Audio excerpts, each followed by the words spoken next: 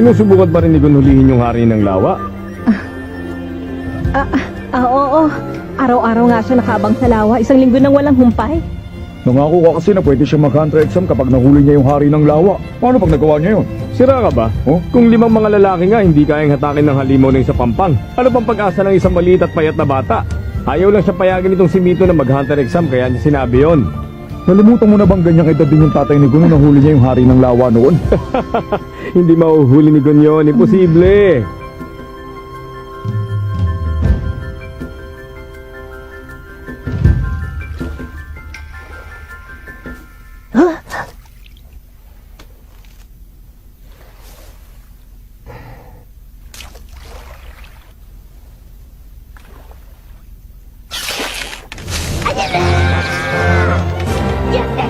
Huli rin kitang sa wakas!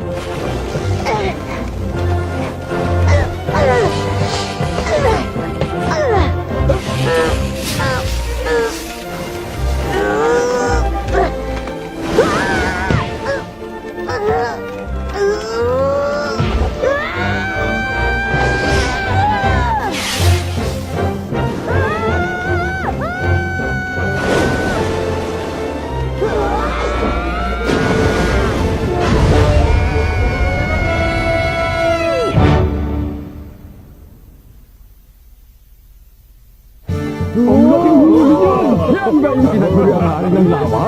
20 taon din natin hindi nakita yan ah! Sabi sa inyo eh! Tatay din ni Gon ang nakahuli niyan dati! Tunay nga silang mag-ama!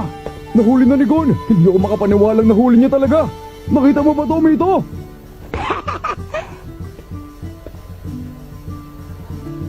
Tita Mito, kita niyo po, natupad po ang kondisyon yung hulihin ng hari ng lawa. Ibig sabihin nito, pwede na ako mag-hunter exam, di ba? Di ba?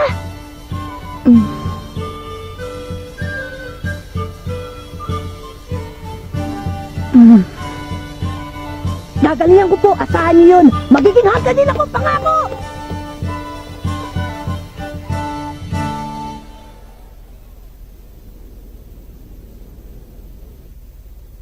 Siguro nga talagang nasa dugo nila yun, ano? Biruin mo, wala pang ibang nakahuli sa hari ng lawa mula nung nahuli yun ni Jin sa murang edad na 12 anyos. At ngayon, anak naman niyang si Gon na nakahuli sa edad na 12 anyos din.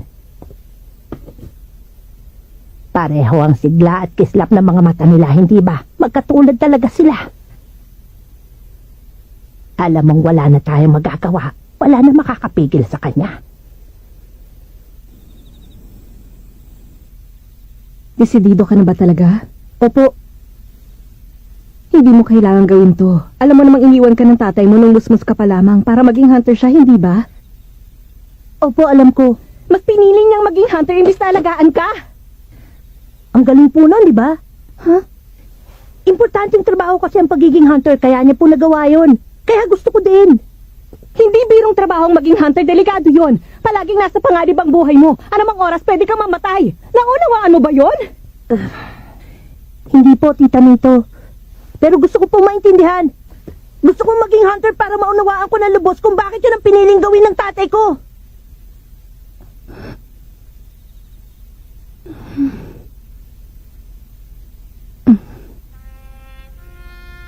Ay, suko na ako. Mana ka talaga sa kanya.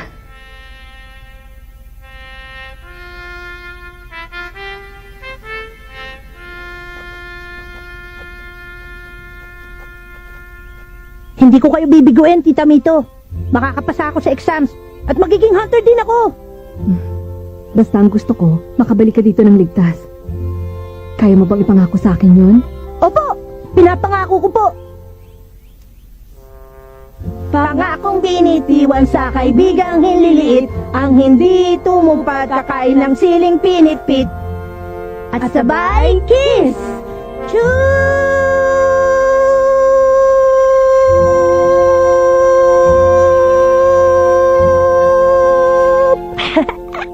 Oh, ha? Gon. Tita Mito, salamat po.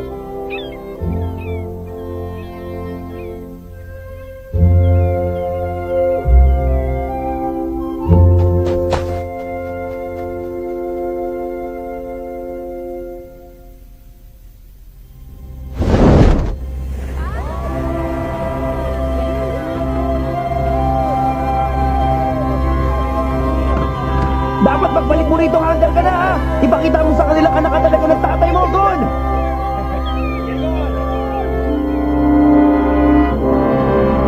Pinapangako ko sa inyo! Magiging pinakamagaling na hunter ako sa buong mundo! At kapag naging number 1 na ako, babalik ako! Kaya hintayin niyo ang araw na yan!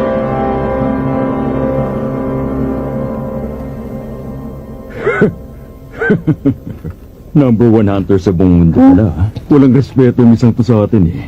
Bawat taon, milyon-milyon mga aplikante mula sa iba't ibang sulok ng mundong sumusubok para makapasa sa Hunter exam. Pero mabibilang mo lang sa daliri ng kamay mo nakakapasa. Kaya huwag kang pakasisiguro sa mga sinasabi mo, bata.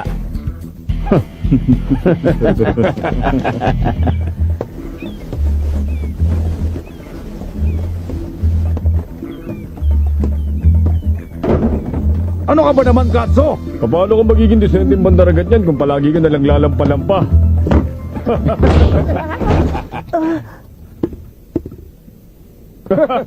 Hoy, bawal ang tutulog-tulog sa trabaho.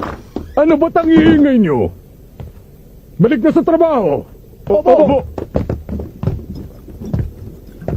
Ikaw, hindi mo ba ako narinig? Huwag kang babagal-bagal, kilos na. Opo, Kapitan. Sandali lang. Naiwan. Salamat.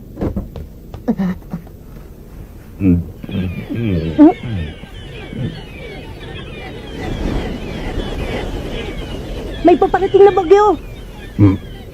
Paano mo naman nalaman yon, bata? Kasi po, yun ang sinasabi ng mga ibon. Talaga? At saka...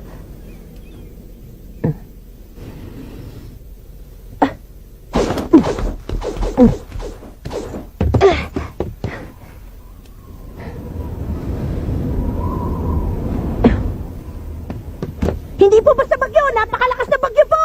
Oo. Maniwala po kayo! Parating na, naamoy ko po sa hangin! Ang batang to.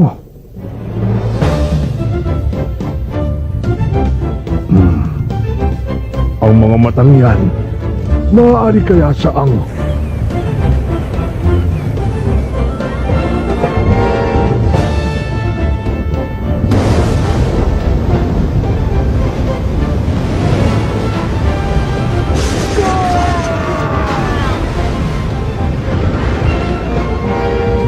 Kapitan! Hindi naman matataglan naman still natin ang hangin! Kailangang ibaba na ang mga layas! Huwag niyong ibababa! Nagsisimula pa lang gumanda ang takbo ng biyahe natin eh!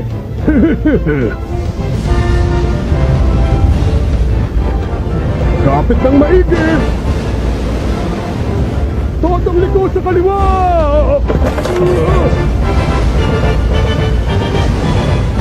Lipat na!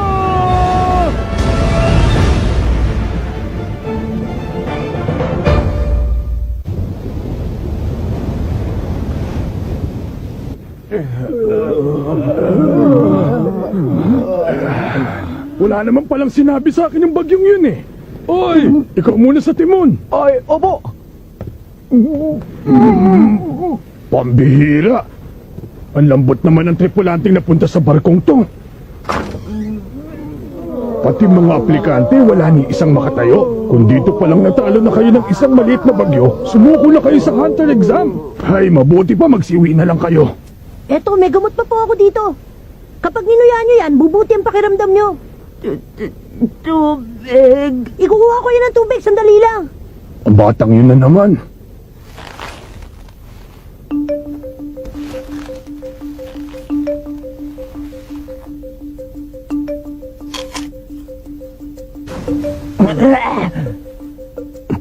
Ang asim naman sanas na to. Aba, mukhang may iilan din palang tigasin na naligaw dito sa barkong to ngayon ha. Makikiraan po. Heto na yung tubig. Maraming salamat. Ayan, sige. Inumin nyo na to.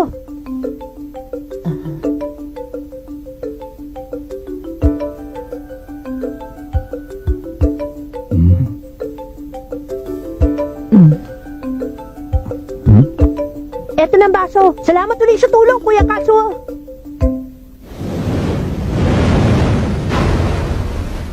Bago ang lahat, kung maaari magpakilala muna kayong tatlo. Ako po si Gon. Ako, Kurapik ang pangalan ko. Ako lang naman si Leorio. Ngayon sabihin niyo nga sa akin, bakit niyo gusto maging hunter? Teka! Hindi ka naman examiner, kaya sino ka para interviewin kami? Sagutin niyo na lang ang tanong ko, pwede ba? Gusto ko po maging hunter kasi hunter ang tatay ko. Iniwan ko ang Whale Island para mag-hunter exam kasi gusto ko pong malaman kung bakit pinili ng tatay ko na magtrabaho bilang hunter. Whale Island? Kung ganon, anak nga ni Jean ang batang ito. Sa wakas, dumating na rin ang takdang panahon. Hoy bata, Huh? hindi mo dapat basta sinasagot ang mga tanong niya. Sinasabi ko lang naman kung ba't gusto kong maging hunter. Kasasabi ko lang na hindi siya examiner, hindi ba? Kung ayaw mo mag-isip, makisama ka na lang. Sangayon ako sa sinabi ni Leorio. Hoy, mas bata ka sa akin, di ba? At hindi tayo close, kaya Mr. Leorio ang itawag mo sa akin. Mas mabuti kung mag-iingat tayo. Huh? Kesa magbunyag ng impormasyon, mag-imbento na lang tayong nagsagot. Aba, dinided mo ako, ha? Alam kong hindi marangal na bagay ang manlinlang ng kapwa, pero kapag sinabi ko ang buong katotohanan tungkol sa pinakamalalim kong sikreto, malalagay ako sa alanganin at maaring pati rin kayo madamay. Kaya pasensya na, hindi ko pwedeng sagutin ang tanong nyo. Iniinis mo talaga ako, ha? Pwes kung ayaw niyo talagang sagutin ang tanong ko, walang problema. Narinig mo yan, Katso? Opo, Kapitan.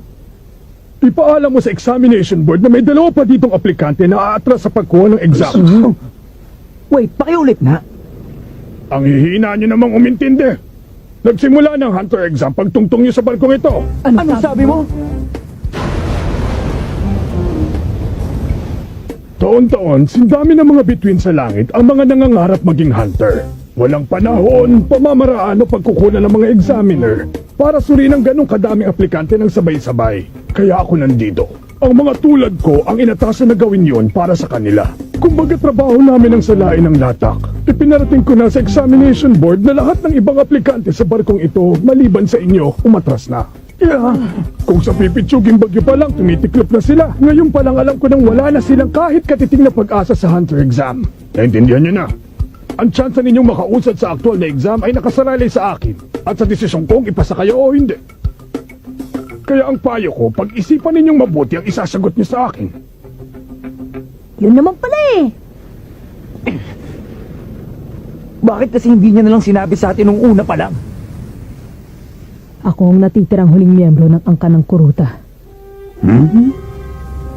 Ang buong angkan ko ay nilipol ng isang grupo ng mga kriminal 4 na taon nang nakakaraan.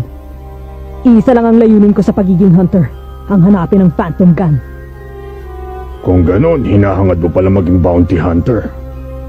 Siguro naman alam mo na ang Phantom Gang ay may Class A bounty. Kahit ang mga pinakabiyasang hunter hindi sila magalaw, masasayang lang ang buhay mo pag tinarget mo sila. Hindi pagkamatay ang kinatatakutan ko, kundi ang posibilidad na maaaring sa paglipas ng panahon, ang galit sa puso ko ay unti-unting mawala ng alab. Sa madaling salita, gusto mo lang pala ay maghigante. Bakit ka nandito? Kailangan mo pa bang maging hunter para lang gawin ang bagay na yon? Sa lahat ng narinig kong lumabas sa bibig mo, Leorio, yan na sigurong pinakawalang kwenta. Sabi ng Mr. Leorio eh! Mga lugar na walang ibang may access kundi hunters. Huh? Mga sikretong impormasyon. At iba pang kalamangan. Siguro nga sadyang hindi talaga kayang iproseso ng mahina mong utak ang mga dahilang yun. Ginoong Leorio! Kayo po, ano po ba ang dahilan at gusto niyo maging hunter? Ako ba? Simple lang naman ang dahilan ko. Gusto ko ng pera. Kahit anong gusto mo, pwede mapatayo pag may tatong ka! Sarili kong palasyo! Magarang kotse! Mamahaling anak! Sayang lang hindi nabibili ng perang delikadesa, Leorio.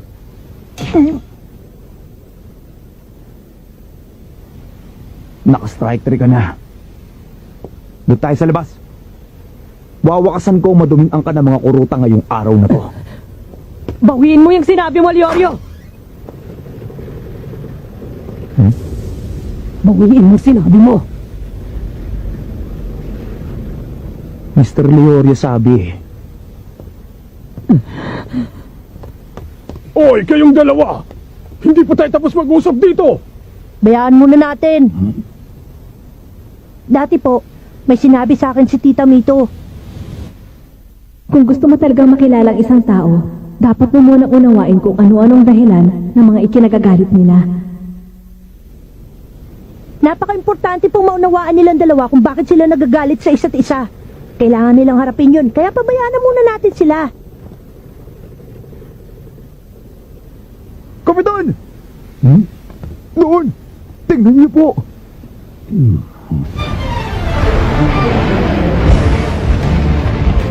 Kapag natangay ng higanting ipong-ipong yan ang barko natin, wala na tayong ligtas. Ibaba niyo ang mga layag!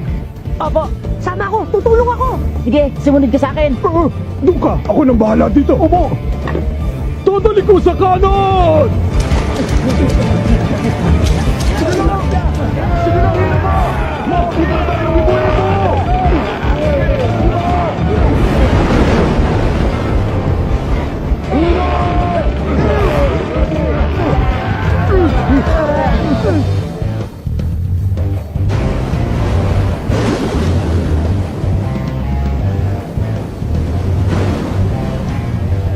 Bawiin mo yung sinabi mo sa akin kanina! Bawiin mo ngayon din at patatawarin kita, Leorio! Ang tigas din talaga ng ulo mo, no? Ikaw ang unang nang bastos sa akin. Kung akala mo nga atras ako, pag mali ka. Walang sisihan.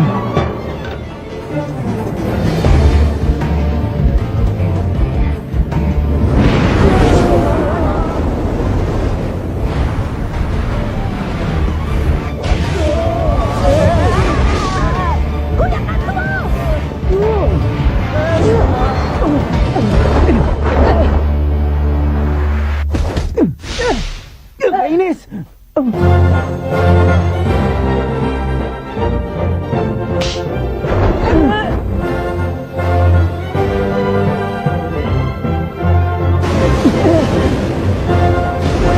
Sabag natin nilahin! Ngayon na!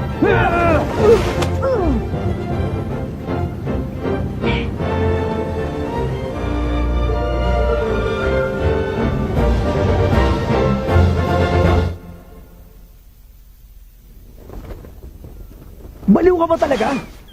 Mabuti na lang at nahuli namin ang mga paa mo. Kundi malamang sa tiyan ng pating ka namin pupulutin ngayon. Ikaw talaga, Gon. Mapanganib yung ginawa mo yun. Pero okay naman ang kinalabasan, di ba? Oo. Nahuli niyo ako. Sabay na sabay pa nga kayo eh. Oo nga, pero kahit nga. Gon! Huh? Kuya Katsuo! Salamat niligtas mo ako, Gon. Utang ko sa iyo ang buhay ko. Oo, pero hindi ko nagawa yan na mag-isa. Niligtas nga kita, pero niligtas naman nila tayo. Maraming salamat po sa inyo. Wala yun, no? Huwag ka nang magpasalamat. Wala yun. Ang totoo, masaya kami at ligtas ka. Oo nga po. Salamat po uli. Sige, balik na ako sa estasyon ko. Ano na naman? Inamin kong bastos yung ginawa ko. Pasensya ka na sa akin, ha, Mr. Leorio. Ha? Bigla nagbagong ihip ng hangin. Masyadong formal. Ang sagwa, ibalik mo na lang sa Leorio. Pasensya ka na rin sa ginawa ko. Binabawi ko na lahat ng masasamang sinabi ko tungkol sa'yo. Di ko naman sinasadya eh. Okay lang, kalimutan mo na yun.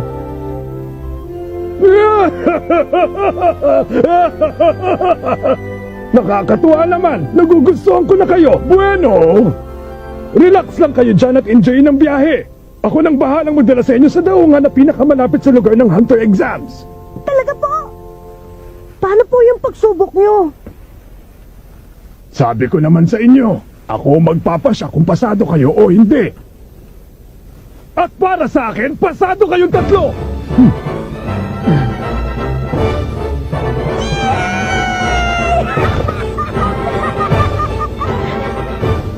At dito na nagsisimula ang pakikipagsapalaran ni God upang maging hunter tulad ng kanyang ama.